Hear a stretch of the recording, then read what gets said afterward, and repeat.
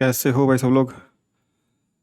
तो यार, जहाँ तक मैंने जे एडवांस का पेपर देखा है ना इस बार, मुझे लग रहा है कि हाँ, जैसे नीट का था कि थोड़ा सा अपर एज पे, मतलब कि थोड़ा सा क्या, नीट के लेवल से तो बहुत ज़्यादा अपर एज पे ही था इस बार का 2025 का जो पेपर था। वैसा ही मुझे जे एडवांस लग रहा है ना। डिफ़िकल्ट था 2024 के कंपैरिजन में, जहाँ तक मुझे लग रहा है। और जो मुझे मोस्ट डिफ़िकल्ट क्वेश्चन जो बच्चों के पर्सपेक्टिव से लग रहा है ना, बाकी सभी क्वेश्चन से मुझे लग रहा है कि कोई ना कोई तिकड़मबाजी करके और जो तुमने पढ़ा होता है नॉर्मली उसके हिसाब से चीज़ें कर सकते हो, बट ये one of the most difficult question मुझे लग रहा है। और भी अच्छे अच्छे क्वेश्चंस हैं, लेकिन इसमें जो कंसेप्ट बिल्कुल प्यारा सा यूज हो रहा है यार, वो बिल्कुल अलग लेवल का है ना।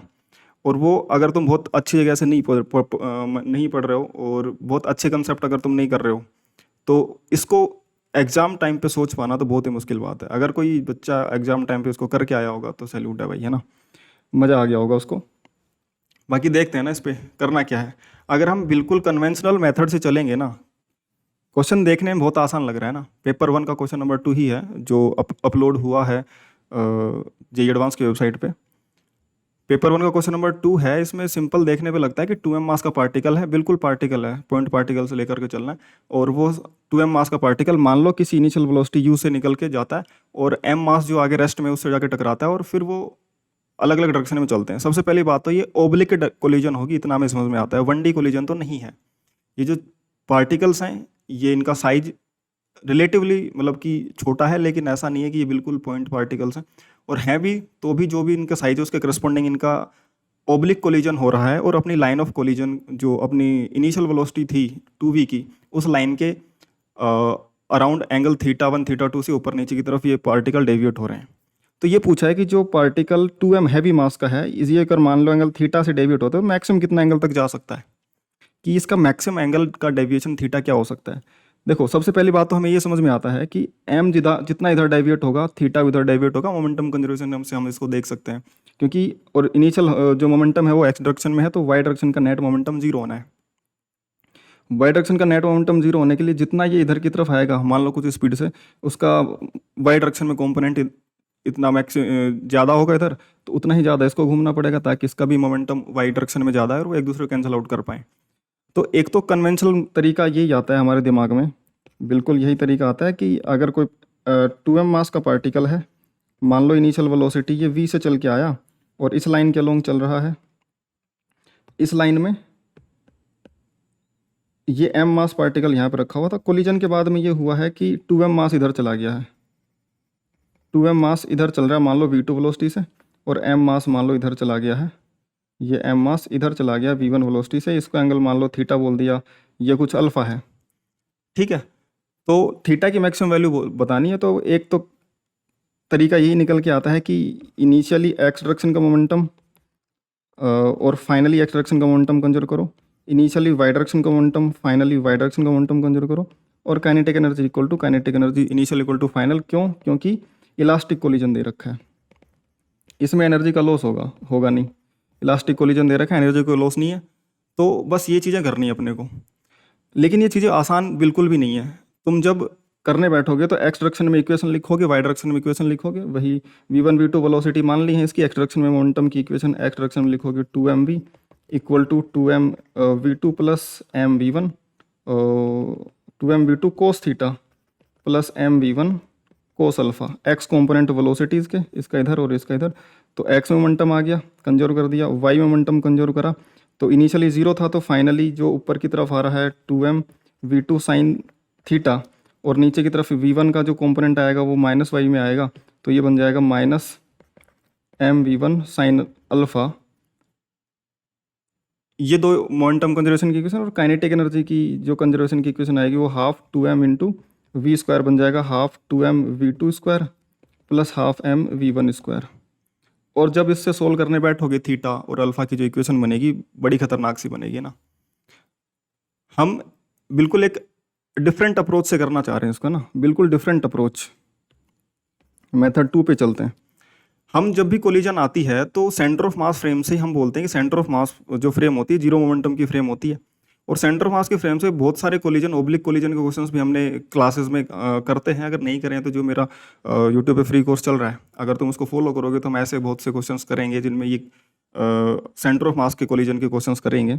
सेंटर ऑफ मास फ्रेम में, और बहुत आसान हो जाती हैं चीज़ें वहाँ से, है ना। हम वही कंसेप्ट यूज में लेना चाह रहे हैं, और कैलकुलेशन भी और सही तरीके से चलोगे तो सारी चीज़ें बहुत आसान होने वाली हैं। सेंटर ऑफ मास फ्रेम में, सेंटर ऑफ मास फ्रेम बहुत इंपॉर्टेंट होती है ना।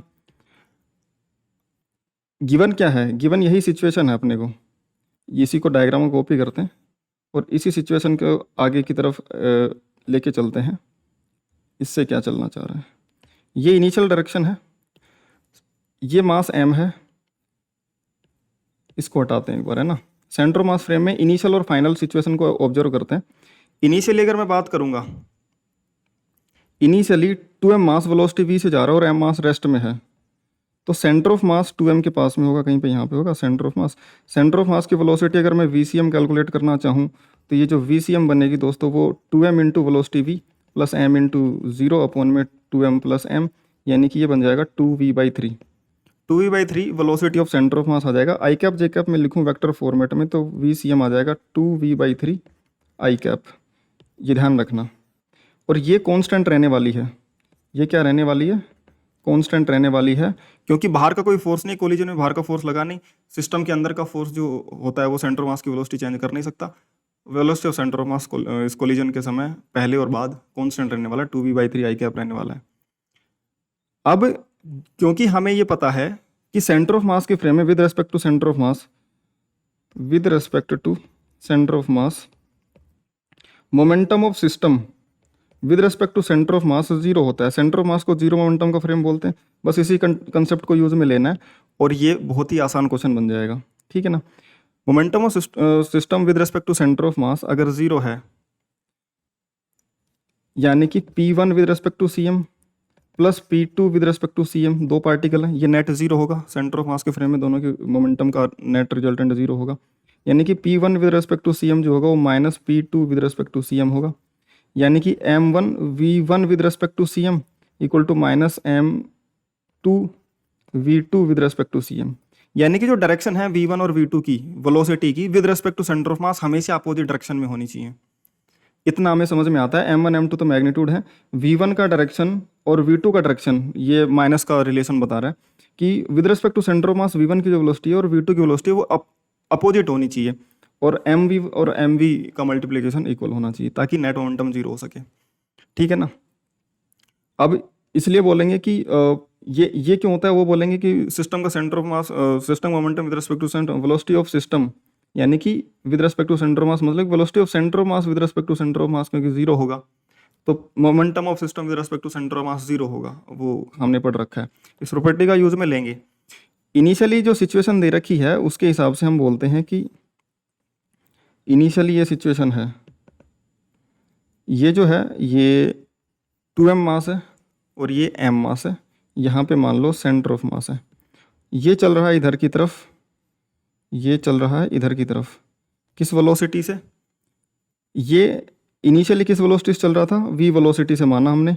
सेंटर ऑफ मास 2v/3 से चल रहा है, तो with respect to centre of mass देखूंगा तो ये velocity of centre of mass सभी को पीछे की तरफ मिलेगी, क्योंकि वेलोसिटी की खुद की सेंटर ऑफ मास की राइट में है, तो ये m और 2m दोनों को with respect to centre of mass देने के बाद 2v/3 लेफ्ट में मिलेगा, तो v माइनस 2v/3 ये v/3 बचेगा इधर की तरफ, और इसकी वेलोसिटी इधर की तरफ क्योंकि ये तो रेस्ट में ही था तो vcm पूरा ही मिलेगा लेफ्ट में 2v/3 with respect to centre of mass. ये 2m तो राइट में जा रहा है v/3 से और m जा रहा है लेफ्ट में 2v/3 से, ठीक है।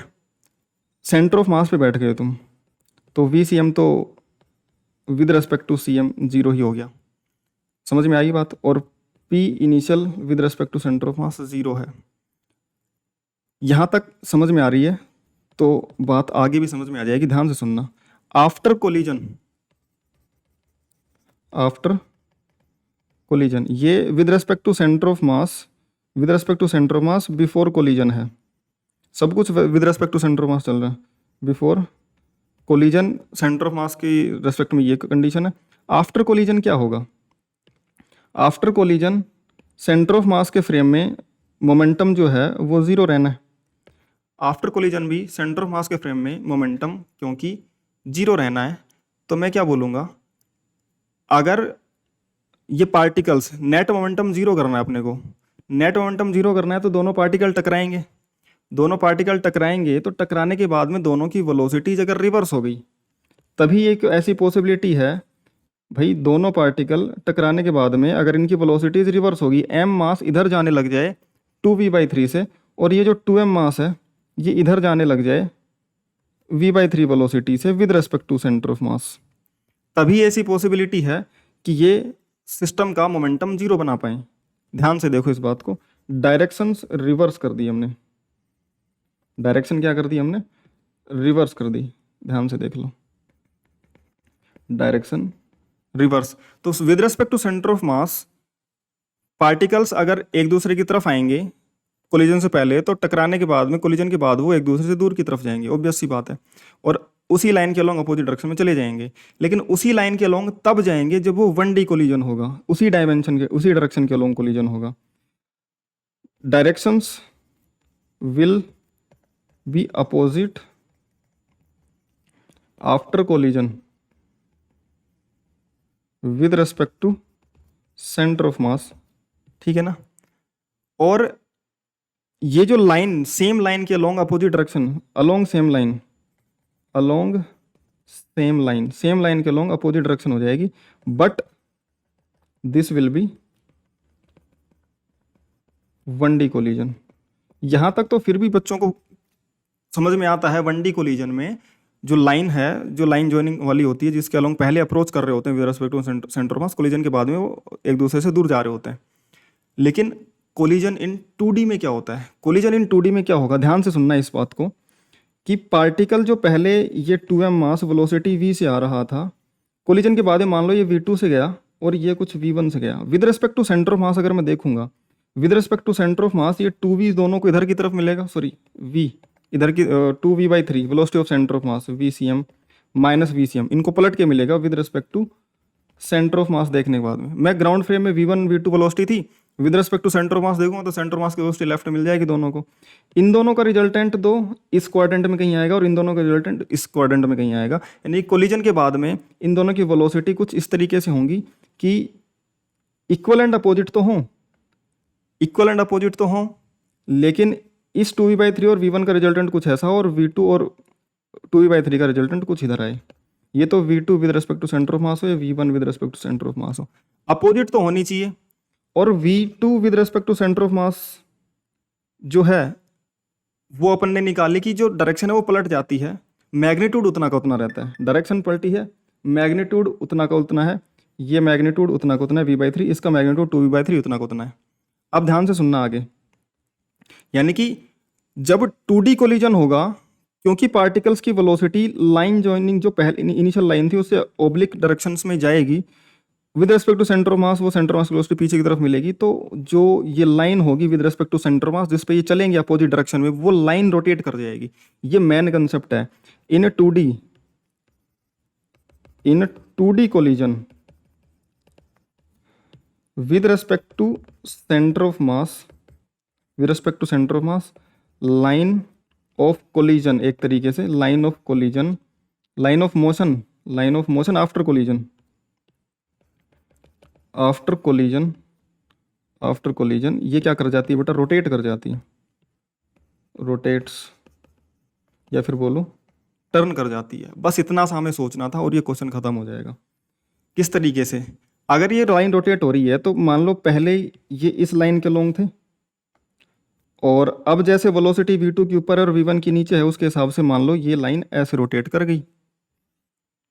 सेंटर ऑफ मास तो रेस्ट में ही है ना, सेंटर ऑफ मास तो रेस्ट में ही है, ऐसे समझ लो।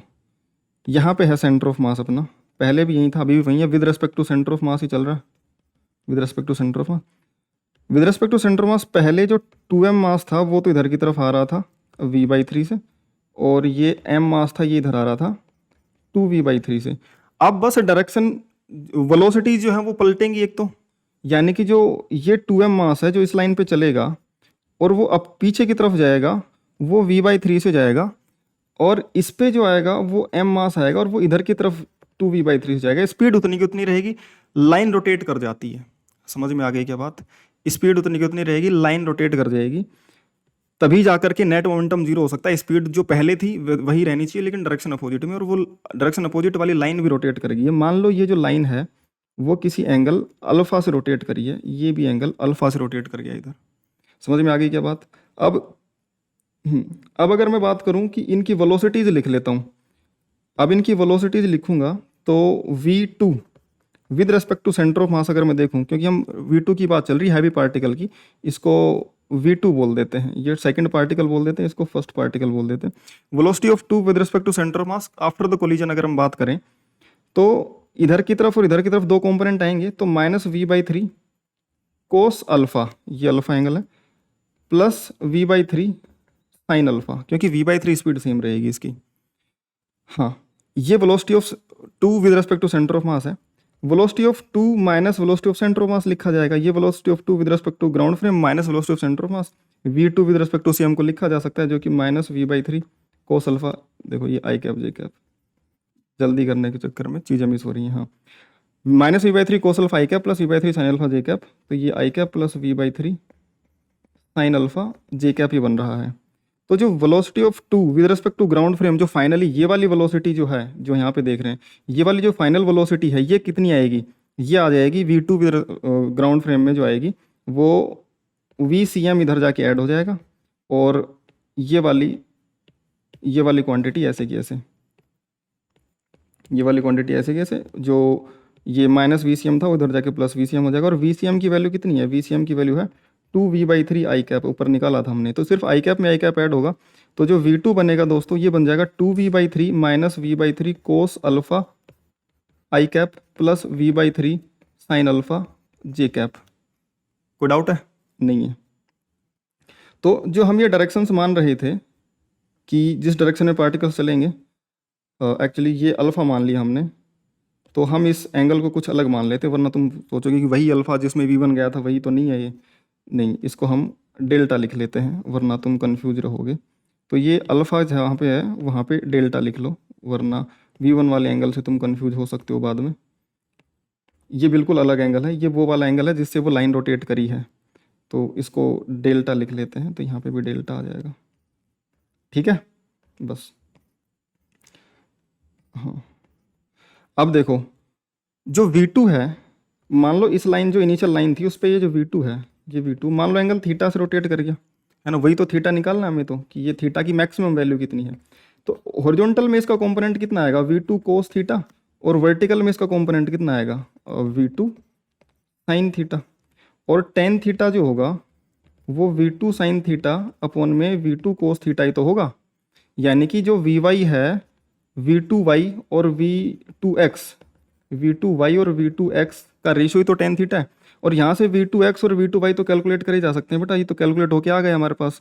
तो v2 जो है उसका y कंपोनेंट तो जे कैप वाला ये रहा v/3 साइन डेल्टा, और v2 है उसका x कंपोनेंट ये रहा 2v/3 माइनस v/3 कोस डेल्टा, और इसमें से v/3 एक तरीके से कॉमन ले लो तो बन जाएगा 2 minus cos delta, 2 minus cos delta. अब जो टेन थीटा है हमें पता है कि जो v2y अपॉन v2x, जिस एंगल थीटा पे जाएगा y कंपोनेंट अपॉन में x कंपोनेंट वेलोसिटी का वो टेन थीटा होगा, और ये जो रेशियो बनेगा वो v/3 साइन डेल्टा अपॉन में v/3 2 माइनस कोस डेल्टा, और यहाँ से v/3 से v/3 कट जाएगा, और ये टेन डेल्टा बनेगा मेरे दोस्त, tan theta, sorry tan theta देखो निकल के आ रहा है साइन डेल्टा अपॉन में 2 माइनस कोस डेल्टा। ये theta as a function of delta, कि जिस एंगल से लाइन रोटेट करेगी ना, इसमें एंगल थीटा क्या है, ये delta, delta angle that line of collision rotates in centre of mass frame, ये है। और थीटा जो है वो हमारा 2m का एंगल ऑफ रोटेशन है। थीटा यहाँ पे क्या बना, angle of 2m with initial direction, बस यही निकल के आना था अपने को, थीटा ही तो निकालना था। अब देखो जो टेन थीटा अपना निकल के आया था, tan theta sine delta upon में 2 माइनस कोस डेल्टा, ठीक है। ये फंक्शन थीटा चेंज करेगा डेल्टा चेंज करने के साथ में, यानी कि जैसे जैसे तुम्हारे कोलिजन की लाइन वो चेंज होगी, line of collision with respect to centre of mass जो चेंज होगा, वैसे वैसे ये थीटा चेंज होगा। तो फॉर थीटा मैक्सिमम थीटा क्योंकि as a function of delta हमें पता है, तो थीटा मैक्सिमम के लिए d theta by d delta equal to 0 होगा। अगर हम डिफ्रेंशिएट करें इसको, फंक्शन को डेल्टा के रेस्पेक्ट में डिफ्रेंशिएट कर दें, तो टेन थीटा का difference sec square theta into theta का डी थीटा अपॉन में डी डेल्टा इक्वल टू ऐसे डिनोमिनेटर में 2 minus cos delta, 2 minus cos delta इसका स्क्वायर और 2 माइनस कोस डेल्टा ऐसे कैसे, और ऊपर साइन डेल्टा का डिफ्रेंशिएशन बन जाएगा कोस डेल्टा माइनस इस बार साइन डेल्टा ऐसे कैसे, और नीचे 2 का डिफरेंस 0 माइनस कोस का डिफरेंशिएशन माइनस का साइन, तो minus minus plus sine delta बन जाएगा। और ये इक्वल टू 0 होना चाहिए, यानी कि न्यूमिनेटर 0 डिनोमिनेटर उसमें चला जाएगा 0 में, तो 2 minus cos theta cos delta into cos delta minus sine square delta equal to 0। यहाँ से बन जाएगा 2 minus 2 cos delta minus cos square delta minus sine square delta equal to 1, यानी कि 2 कोस डेल्टा उधर जाके sine square delta plus cos square delta यानी कि 1 बन जाएगा, यानी कि कोस डेल्टा की वैल्यू आ जाएगी बेटा हाफ। कोस डेल्टा की वैल्यू हाफ आ गई, मतलब कि डेल्टा एंगल कितना आ गया 60 डिग्री। ये डेल्टा एंगल आया, थीटा नहीं आया। 60 डिग्री यहाँ पे रखो टेन थीटा में, टेन थीटा बन जाएगा साइन डेल्टा यानी कि साइन 60 रूट 3/2 अपॉन में 2 माइनस कोस डेल्टा यानी कि 1/2, ये बन जाएगा रूट 3/2 अपॉन में ये 2 माइनस 1/2 3/2, 2 से 2 कट गया है। हाँ ऑप्शन नंबर, हाँ डी, ऑप्शन नंबर डी π/6। अगर ऐसी ही वीडियोस तुम्हें चाहिए होंगी तो अपनी जो लाइव क्लासेस होंगी फिजिक्स माफिया यूट्यूब चैनल पे वो सब्सक्राइब कर लेना। पूरा कोर्स यहाँ पे करवाया जाएगा और इसी तरीके के बेहतरीन बेहतरीन कंसेप्ट तुम्हें सिखाए जाएंगे। टेलीग्राम ज्वाइन कर लेना @फिजिक्स माफिया। तुम्हें सारी क्लासेस वगैरह की सारे क्लासेस तुम्हारी जो भी अपडेट्स होंगी नोट्स वगैरह तुम्हें सारे वहीं पे मिलेंगे।